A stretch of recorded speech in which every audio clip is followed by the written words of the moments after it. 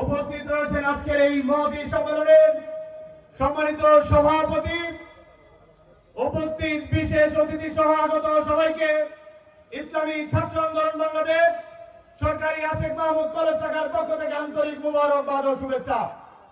সংগ্রামী ভাইরা আমার, ঐক্যবদ্ধ পরিশুদ্ধ সমাজ করি, বৈষম্যহীন ইনসাফ ভিত্তিক রাষ্ট্র বিনির্মাণ করি, এই প্রতিপাদ্যকে সামনে রেখে আজকের এই প্রতিষ্ঠা বার্ষিকী থেকে স্পষ্ট করে বলতে চাই, বাংলাদেশে বিভিন্ন যুব সংগঠন রয়েছে।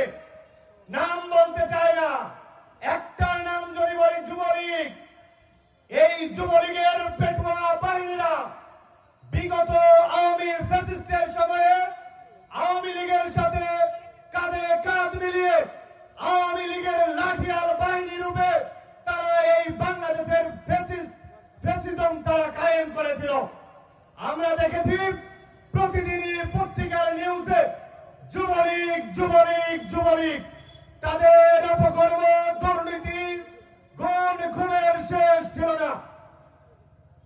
আজকের এই সমাবেশ থেকে স্পষ্ট করে বলতে চাই, পীর সাহেব চরমুনাই এই যুবলীগ সহ যুব সংগঠনের এই অপসংস্কৃতি থেকে বের হয়ে যুবকদের জন্য একটি নতুন সংগঠন ইসলামী যুব আন্দোলন বাংলাদেশ প্রতিষ্ঠা করেছিল। ইসলামী যুব আন্দোলন বাংলাদেশ প্রতিষ্ঠা করার মূল লক্ষ্য হচ্ছে এদেশের আদর্শবান যুবক তৈরি করা। আপনারা জানেন, আদর্শবান যুবকরা থাকলেই বাংলাদেশ জাগবে। জুলাই অভ্যুত্থানে আমরা দেখেছি বিগত সময়ে বিভিন্ন সরকার, বিভিন্ন সংগঠনের নেতৃবৃন্দ বারবার আন্দোলনের ডাক দিয়েছে, কিন্তু এই ফ্যাসিস্ট আওয়ামী সরকারকে তারা উৎখাত করতে পারেনি। আমরা দেখেছি যখন এদেশের সাধারণ ছাত্র সমাজ, যখন এদেশের সাধারণ যুব সমাজ যখন এই আওয়ামী ফ্যাসিস্টদের বিরুদ্ধে রুখে দাঁড়িয়েছে, তখনই এই বাংলাদেশ থেকে আওয়ামী ফ্যাসিস্টরা পালাতে বাধ্য হয়েছে।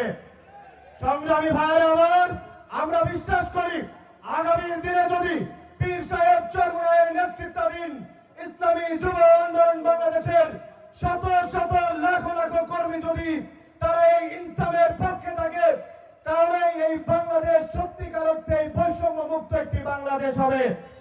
আমরা দেখেছি সমাজের মধ্যে সবচেয়ে ভালো যুবক যারা, তারা ইসলামী যুব আন্দোলন বাংলাদেশ করে। অতএব যুব সমাজকে একটা মেসেজ ড্রপ করতে চাই, অন্যান্য সংগঠনের দিন শেষ, ইসলামী যুব আন্দোলন বাংলাদেশ ইনকিলাব জিন্দাবাদ। আসসালামু আলাইকুম রহমতুল্লাহ।